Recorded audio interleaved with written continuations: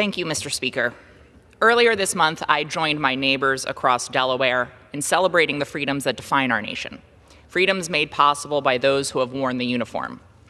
It is appalling that while families gathered under fireworks to honor that sacrifice, the Trump administration was all too quietly forcing thousands of patriots from military service.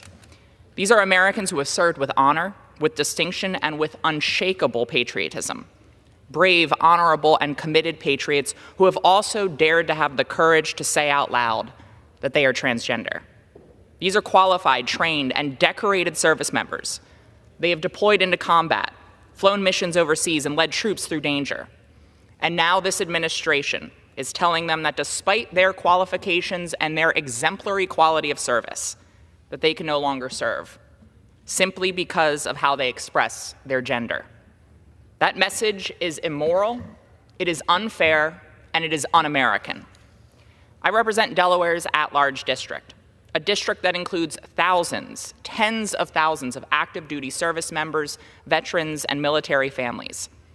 In our state, service isn't abstract, it's personal.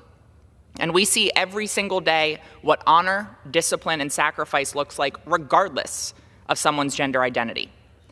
These individuals met the same rigorous standards as their peers, the same physical exams, the same screenings, the same background checks, and in many cases under intense scrutiny. They didn't just meet those standards, they exceeded them. Trans service members are receiving glowing fitness reports and commendations. One was described by her commander as, quote, within the top 5% of officers I've encountered in 18 years of military service.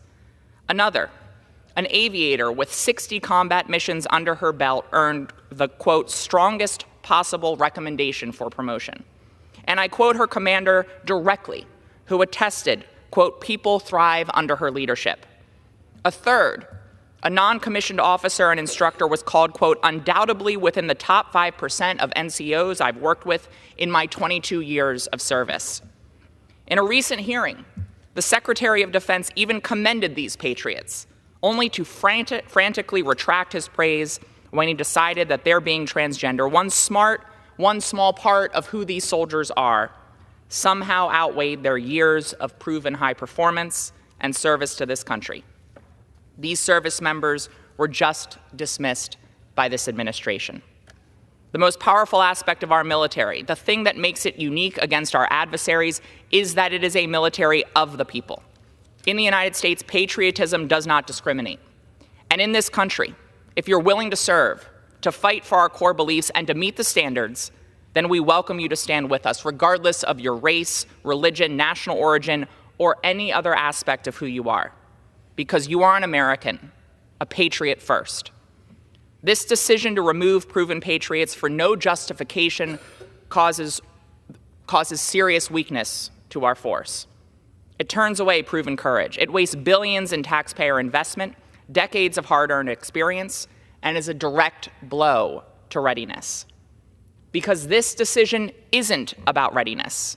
It's not about discipline or merit, and it's certainly not about cost. It's about exclusion. It's about using identity as a wedge to divide and distract. It's a cynical ploy, not sound policy. And our military, which should never be a political tool, is paying the price. Across Delaware, from Georgetown to Wilmington, I've met transgender veterans who serve this nation with distinction.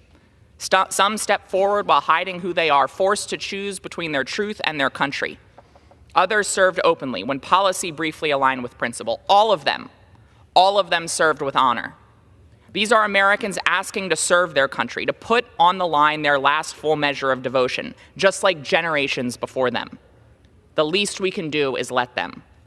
We are not made safer by sidelining qualified patriots. We are not made stronger by narrowing the ranks of who gets to serve.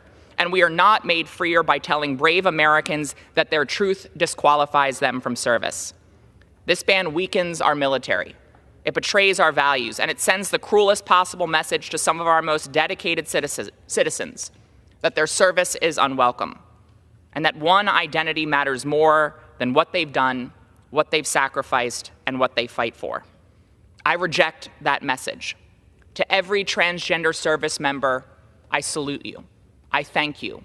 I see you, I honor you, and I will not stop fighting for a country that is truly worthy of your service. Thank you, Mr. Speaker. I yield back.